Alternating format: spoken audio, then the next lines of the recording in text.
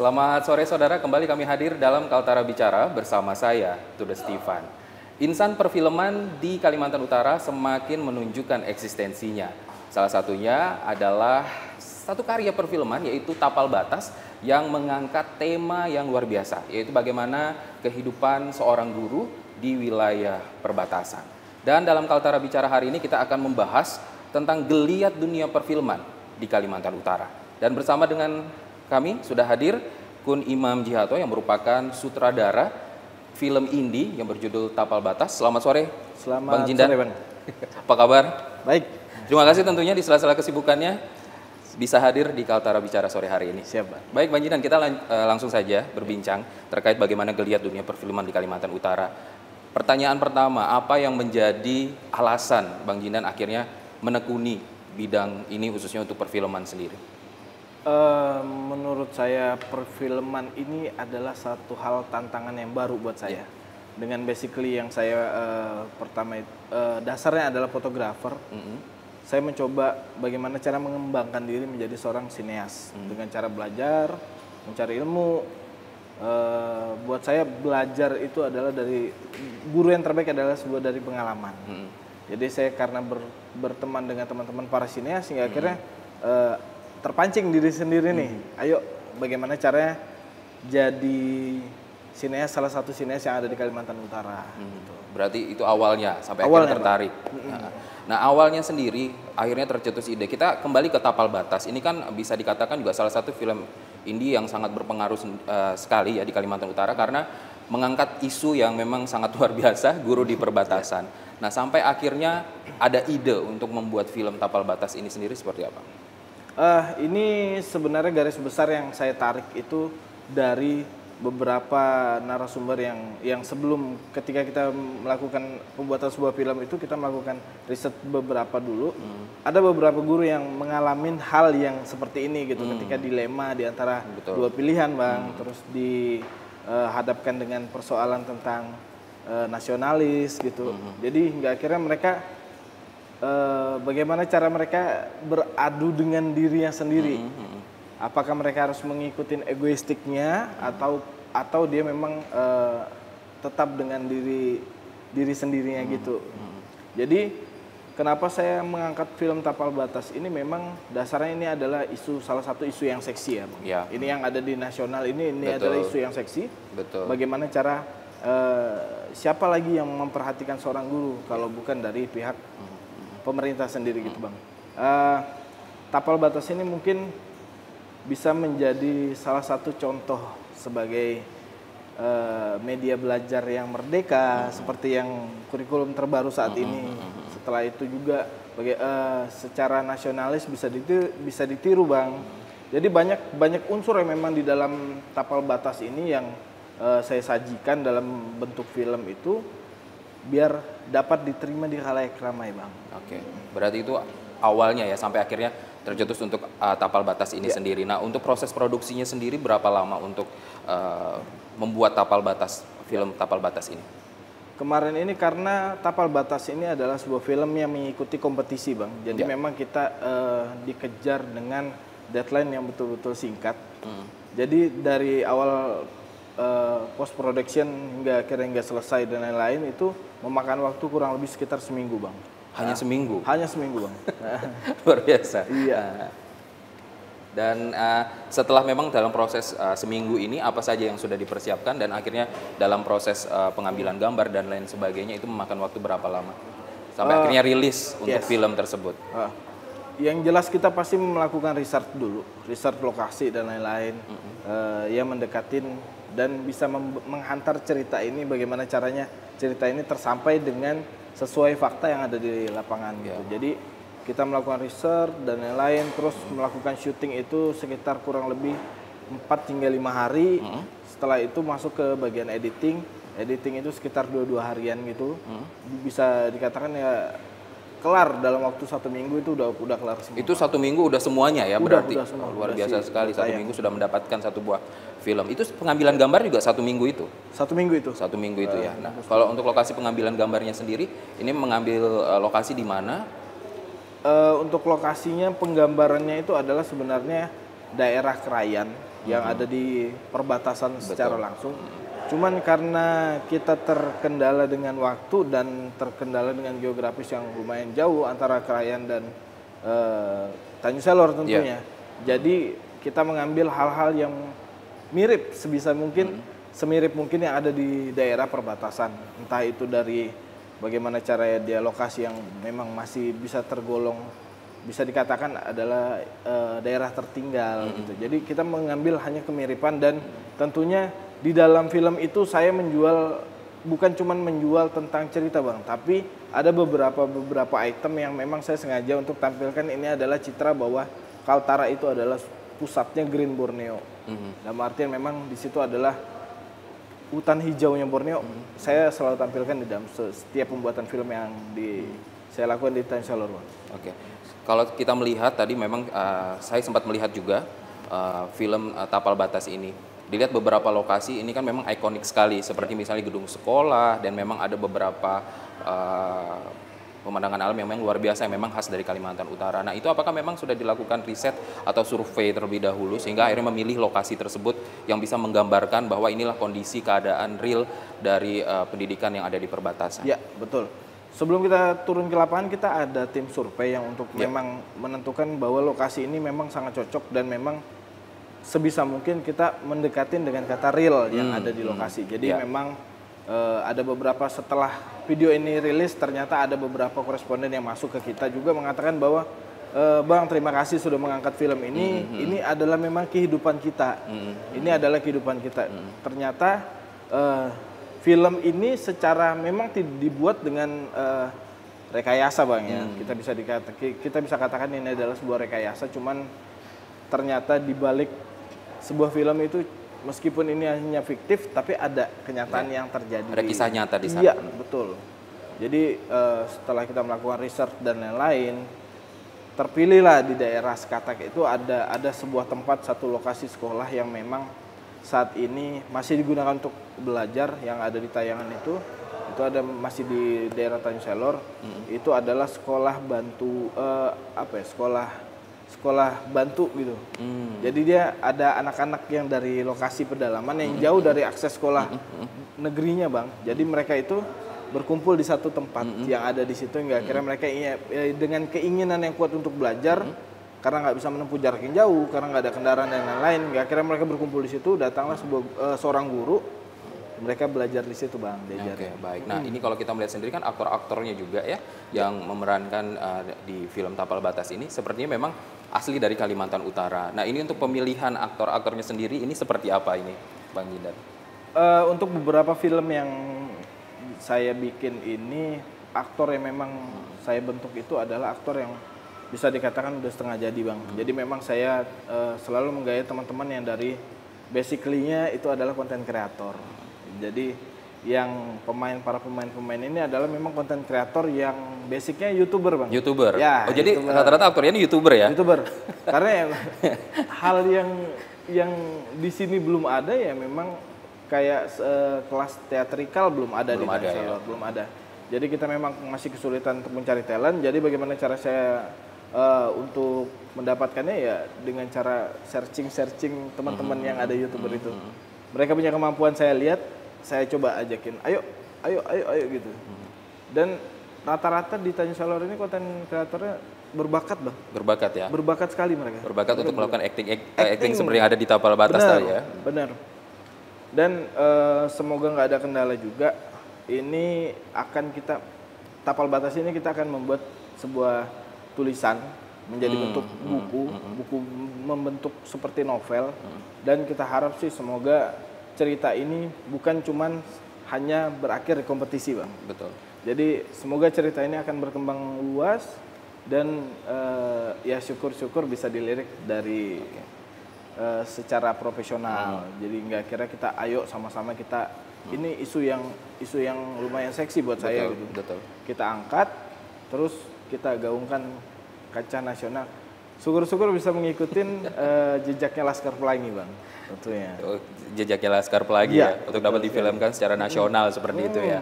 Oke, baik Bang Jindan, ini kan tadi kita membahas masalah aktornya. Nah, sekarang kita membahas masalah mengikuti kompetisinya.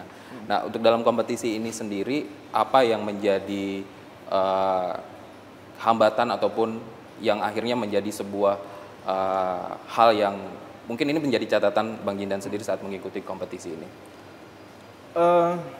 Selalunya explore diri, Bang. Kalau untuk dalam berkompetisi ini kita bukan ya memang basically-nya kita akan menunjukkan mana hal yang terbaik. Yang paling terbaik kita akan menunjukkan. Tapi dasar saya sebenarnya bagaimana cara saya bukan untuk menjadi yang terbaik, tapi bagaimana cara saya mampu menyampaikan karya saya keluar ke jauh lebih banyak lagi. Dasarnya sih untuk itu. Ya mungkin untuk kompetisi halangannya sih lebih ke waktu sih. Waktu sebenarnya. Waktu, benar waktu. Nah, tadi dikatakan bahwa ini adalah isu yang lumayan agak sedikit yang banyak menyinggung berbagai sisi ya gitu ya. Nah, ini apakah pada saat proses produksinya juga sudah dipikir matang-matang bahwa ini nanti mungkin akan ada mungkin kritikan ataupun masukan ataupun hal-hal yang ya sifatnya kita ketahui bersama, pendidikan di Kalimantan Utara khususnya di wilayah perbatasan ini kan menjadi atensi penting ya, gitu. Nah, ini bagaimana Bang Jindan? Oke, jadi setelah cerita ini shortlistnya itu udah jadi, kita mencoba untuk sowan ke instansi yang memang berkecimpung di dalam dunia itu, seperti entah dinas-dinas yang lain gitu. Jadi kita coba sowan ke mereka, kita coba komunikasikan sekiranya apakah ini yang memang benar terjadi di real lokasi atau tidak gitu. Untuk klarifikasi mungkin dari segi kesejahteraan, Bang. Kesejahteraan kita untuk buruh di perbatasan ini memang sudah cukup, tergolong cukup. Jadi memang selalu menjadi dilema bagaimana caranya selalu ada tawaran, Bang. Yeah. Jadi setiap guru yang ada di perbatasan itu, apalagi memiliki kemampuan yang menggunakan program belajar secara merdeka Merdeka Belajar ya. Nah, Merdeka Belajar itu ternyata menarik juga untuk negara tetangga, Bang, gitu. Maksudnya wah, kompetensi bagus nih seorang guru. Jadi ada beberapa guru yang di perbatasan itu komunikasi juga, memang mereka banyak tawaran dan banyak juga yang hijrah ke negara tetangga. Entah apapun alasannya, saya tahu itu pasti yang terbaik buat mereka. Yang jelas ada juga yang masih bertahan untuk segi bagaimana caranya saya ingin mencerdaskan mereka yang ada di lokasi ini, bukan untuk mencerdaskan orang yang di luar, katanya gitu. Saya salut dengan sifat nasionalis. Ada salah satu contoh guru, jujur Bang, saya mengambil cerita ini mencontoh seorang guru yang ada di perbatasan. Beliau kebetulan nggak mau disebut namanya, jadi beliau itu mengajarnya secara benar-benar ikhlas, tulus banget, Bang. Bahkan kedekatan mereka antara guru dan siswa itu benar-benar saya lihat, wah akrab banget gitu. Jadi mereka memang fokus dibebasin untuk belajar, merdeka belajar itu, bercerita, tidak mengenal dan lain-lain. Jadi mereka tuh tiap hari dengan menempuh jarak yang jauh ke sekolah itu dengan sukaria, anak-anak dengan sukaria, karena faktor X-nya tuh ada di gurunya. Itu sih yang memang atensi saya. Berarti memang kondisi real yang terjadi, itulah yang digambarkan dalam film Tapal Batas ini. Benar. Ya, kalau kita melihat lagi bahwa dalam mengikuti kompetisi ini kan memang banyak sekali yang mengikuti tentunya, yang menjadi peserta tentunya. Nah, Bang Jindan melihat sendiri bagaimana peserta-peserta lain ini juga mengangkat isu-isu tentunya yang terjadi, baik itu sosial, politik maupun budaya yang ada di Kalimantan Utara. Nah, ini bagaimana Bang Jindan selaku memang yang aktif sebagai sinias muda lah yang ada di Kalimantan Utara melihat antusias dari generasi-generasi muda ini? Saya cukup salut, Bang, untuk setiap kompetisi film yang ada di Kalimantan Utara ini, entah dari manapun asalnya, dari asal daerah mereka itu, mereka sangat bersemangat dan saya akuin karya mereka, wah keren habis, Bang. Keren banget. Jadi saya kemarin itu jujur masih kayak merasa canggung. Saya sempat berpikir sama tim-tim, saya kasih tahu, saya bilang jangan berharap untuk menang atau apapun. Kita berharap film kita dinikmati. Saya cukup gitu. Saya cukup itu. Ya alhamdulillahnya setelah pengumuman kita dapat nominasi sebagai film terbaik. Setelah itu juara 1, film terbaik ada nominasi kategori beberapa itu kita dapatin dari film Tapal Batas ini, Bang. Oke, berarti kalau kita melihat kompetisi ini juga Bang Jindan bahwa memang banyak yang bisa dikatakan juga merangkul generasi-generasi muda yang ada di Kalimantan Utara. Nah, ini kan menjadi poin penting juga, menjadi sebuah hal yang positif juga. Nanti kita akan lanjutkan kembali perbincangan kita Bang Jindan. Kita akan break dulu sesaat dan saudara, Kaltara Bicara akan segera kembali tentunya bersama dengan sutradara muda asal Kalimantan Utara, Bang Kun Imam Jihato atau Bang Jindan. Kita akan membahas lebih lanjut lagi terkait geliat dunia perfilman di Kalimantan Utara. Tetaplah bersama kami akan segera kembali.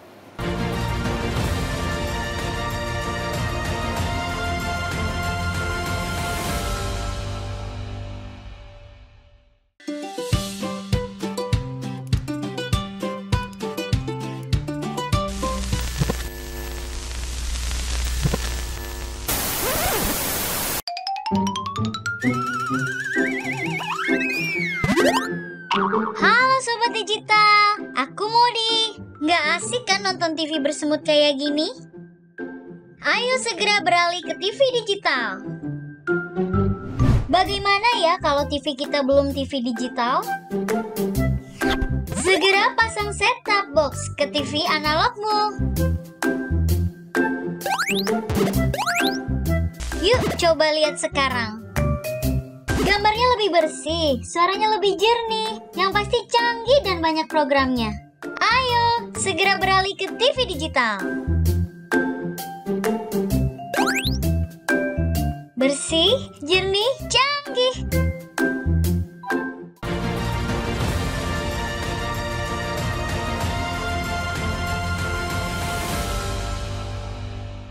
Terima kasih Anda masih bersama kami di Kaltara Bicara dan kita masih membahas tentang bagaimana geliat dunia perfilman di Kalimantan Utara. Masih bersama dengan kami ada sutradara muda asal Kalimantan Utara, Bang Kun Imam Jihato atau lebih dikenal atau disapa dengan Bang Jindan. Bang Jindan, kita lanjutkan perbincangan kita terkait geliat dunia perfilman di Kalimantan Utara. Tadi sudah mengikuti kompetisi film Tapal Batas. Kalau boleh tahu apa-apa saja yang diraih, penghargaan yang diraih oleh film Tapal Batas ini? Alhamdulillah kemarin setelah mengikuti kompetisi itu kita dinobatkan sebagai juara 1 dan beberapa kategori nominator itu berhasil kita sabet dengan kurang lebih sekitar 4 kategori, Bang. 4 kategori ya. Dan film kemarin itu yang menjadi PR saya kali ini adalah bagaimana cara supaya film saya ini mampu berkompetisi bukan hanya sebatas lokal. Kalau bisa kita mengikuti kompetisi yang ada di luar. Contohnya di negara tetangga. Sempat saya mengikuti kemarin, cuman mungkin belum ada rezeki ya, Bang. Ya. Saya sempat mengikuti kompetisi film yang ada di Malaysia. Dengan kekasan yang ada di Kalimantan Utara, saya bawa ke sana. Tapi kembali lagi tujuan utama saya bukan mencari siapa yang terbaik, tapi bagaimana cara saya memperkenalkan Kalimantan Utara ke luar. Seperti itu.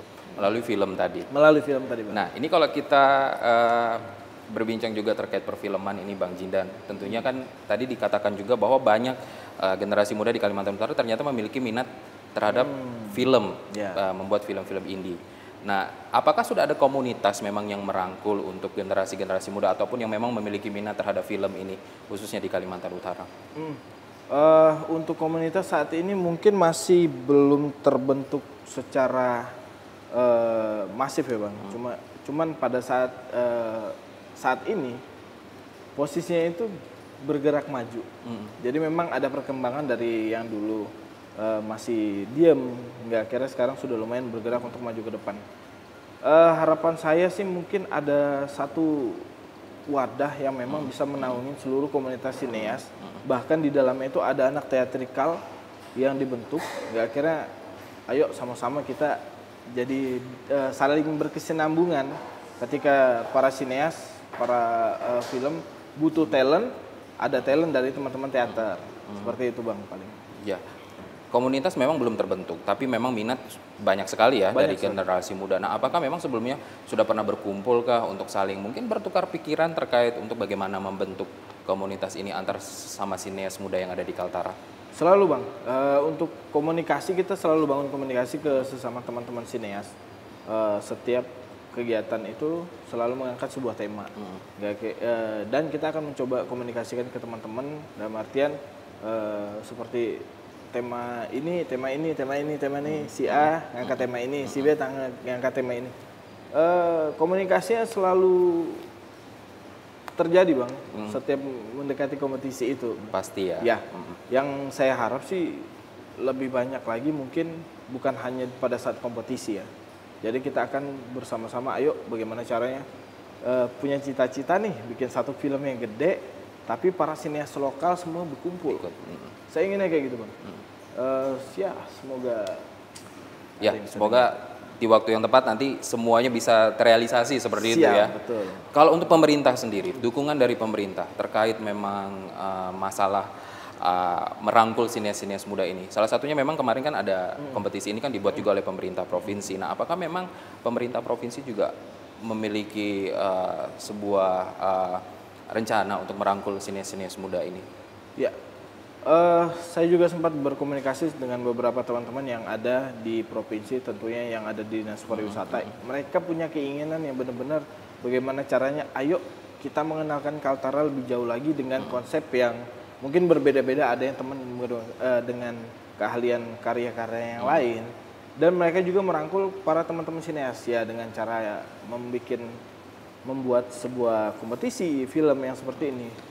Dan saya dengar lagi nanti mungkin tahun ini itu akan dilaksanakan kompetisi film yang sama, mungkin genre jauh lebih hebat lagi dengan tawaran ya hadiah yang lebih besar lagi. Infonya seperti itu, biar lebih membangkitkan semangat teman-teman sineas yang ada di Kalimantan Utara tentunya Bang. Sebenarnya membangkitkan semangat untuk berkompetisi, seperti itu, menghasilkan karya-karya yang luar biasa. Nah, kalau kita juga melihat ini Bang Jindan dan teman-teman sinias muda yang ada di Kalimantan Utara ini kan bisa dikatakan juga membuat film kan dengan segala alat, mungkin ada keterbatasan dan lain sebagainya ya dalam membuat sebuah film. Nah, apa yang mau disampaikan tentunya juga untuk sinias-sinias muda yang ada di Kalimantan Utara membuat sebuah karya walaupun ada keterbatasan tapi bisa mewujudkan karya-karya yang luar biasa? Jelas, karena kita memang berbasic independen, jadi kita memang hanya perorangan, tidak ada sponsor dan lain-lain, jadi kita memang murni indie, jadi keterbatasan itu selalu ada Bang. Jadi memang seperti contohnya dari kami hanya menggunakan satu kamera. Nah, satu itu dia. Kamera, ya, satu kamera itu aja, dan paling mentok dengan lensa satu aja juga gitu. Cuman bagaimana cara kita mengaplikasikan apa yang ada dengan secara maksimal Bang. Oke, berarti ini memang menjadi hal yang diinginkan juga sebagai sineas muda yang ada di Kalimantan Utara. Dan kalau kita melihat ke belakang lagi nih, bahwa memang film-film ini kan yang dibuat kan memang mengusung tema-tema yang sangat dekat sekali dengan masyarakat. Apakah memang ini salah satu bentuk kritikan juga yang diberikan oleh sineas-sineas muda sebagai cara untuk memberikan ataupun menyampaikan aspirasi? Apakah memang itu juga yang dilakukan oleh sineas-sineas muda yang ada di Kalimantan Utara?